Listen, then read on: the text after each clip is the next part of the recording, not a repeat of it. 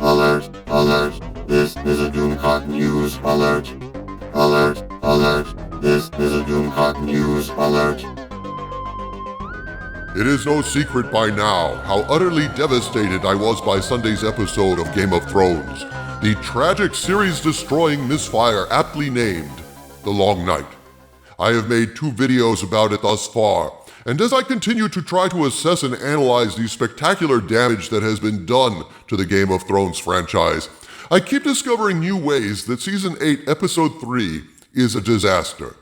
In the comments section of my last video, and yes, I do try very hard to read every single comment that you guys leave because I'm grateful for every single view, and I think every single person who leaves me a comment deserves to be heard. A viewer asked me, "My lord, how would you have attacked Winterfell?"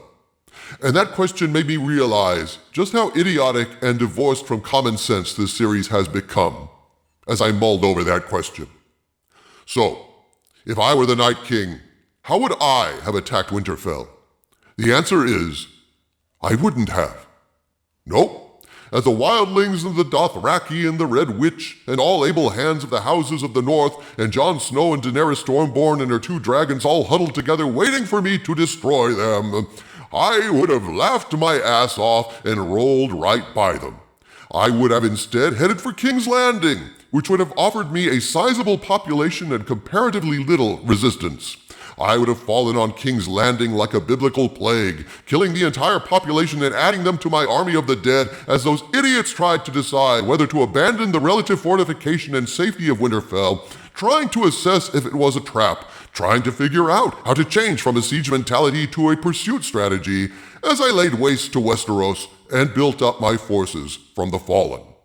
Now, if they pursued me away from the crude fortifications of Winterfell, they'd fall by my hand like wheat before a scythe. I'd be watching for that pursuit, and if they did stir, I'd deal with them, preferably by laying a trap and flanking them in a pincher with vast hordes of undead, using my dragon to massacre them as I funneled them in my direction.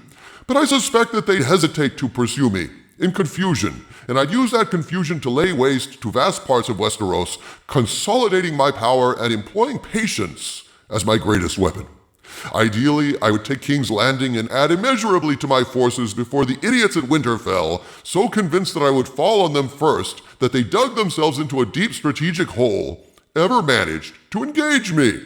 And if, by chance, they didn't leave Winterfell immediately, but dithered indecisively, I would gladly send my newly corrupted undead hordes to the far corners of Westeros, taking out Dorne and all spots in between, never thinning out my forces to the point where my position in King's Landing was at risk, but adding steadily to my undead numbers as the fools at Winterfell debated strategy. In the end, exercising a modicum of patience, and after waiting 1,000 years or so, the Night King would certainly have mastered that skill, my conquest of Westeros would be assured. I wouldn't risk my forces unnecessarily, but deploy them where they weren't expected, and defenses were inadequate, bolstered by the element of surprise and disbelief. And that's how stupid this show is. As writers, they're so busy writing what they want to manipulate into happening that they never stop to look at the world from the perspective of their own characters and ask themselves, what would these characters actually do?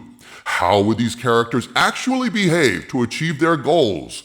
That is the key to effective writing, the ability not merely to write, but to role play, examining the plot from all points of view, gaming out scenarios, considering every plot point like a move in a chess game, assessing not only the intention of a character's actions, but also the possible unintended results springing from the responses of sovereign characters with their own intelligence and agendas. In the end, this episode fails so spectacularly because of a paucity of imagination and a lack of commitment on the part of the writers to thoroughly exploring the ramifications of their own premise, a 1,000-year-old undead avatar of death seeking to conquer the world of the living. Such a being isn't going to be an idiot and would have had plenty of time with nothing to do in the world but game out scenarios. Such a being is not going to act naively or impulsively. That kind of inhuman patience is not going to destroy itself with a rash blunder, and especially would not personally go into a still-hot battle zone just to swat an ineffectual three-eyed raven who isn't going anywhere fast and who has a tracker embedded on his arm. Time is the Night King's ally, and he would have bided his time if this script hadn't been written by hacks impatient to be done with his battle and get back to their beloved politics with Cersei. The Night King was thus undermined, the integrity of his character violated by hacks who never bothered to try to understand him, and that is why after these last 3 episodes, I will never return to Westeros again.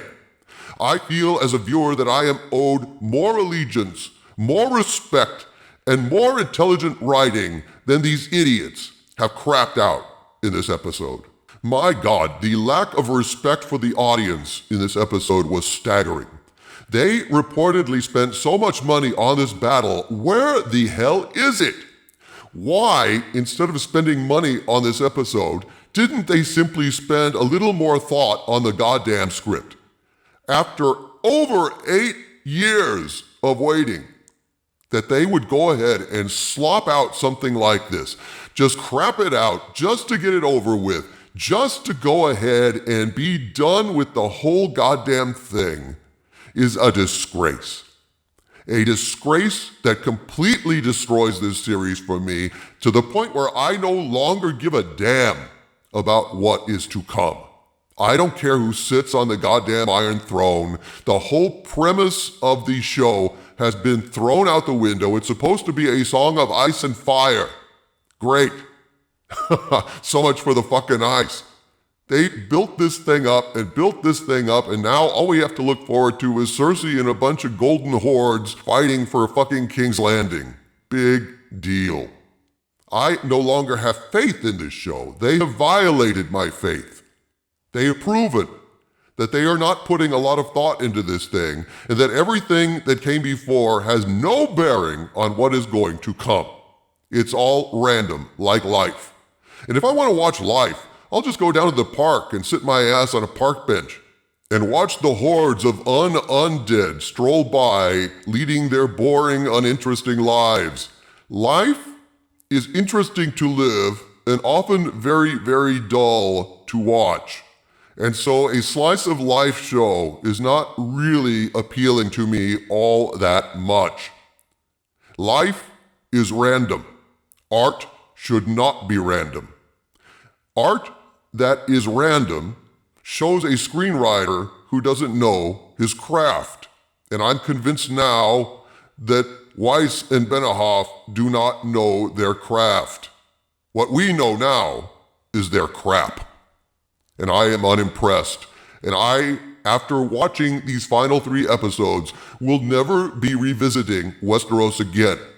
Not in any sequels, not rewatching the series. Why would you want to rewatch a series when you know how it ends? Randomly. Not with a bang, but a whimper. I'm sure that there's going to be a lot of spectacle coming in these last 3 episodes, but it's empty spectacle.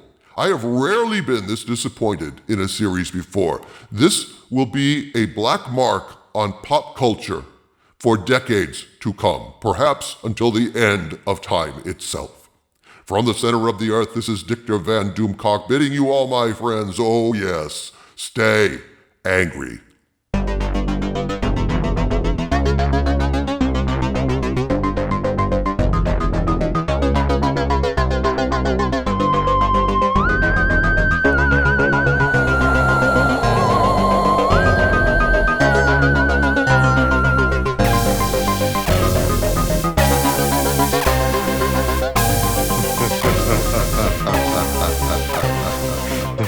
Ha ha ha ha ha ha ha ha ha ha ha.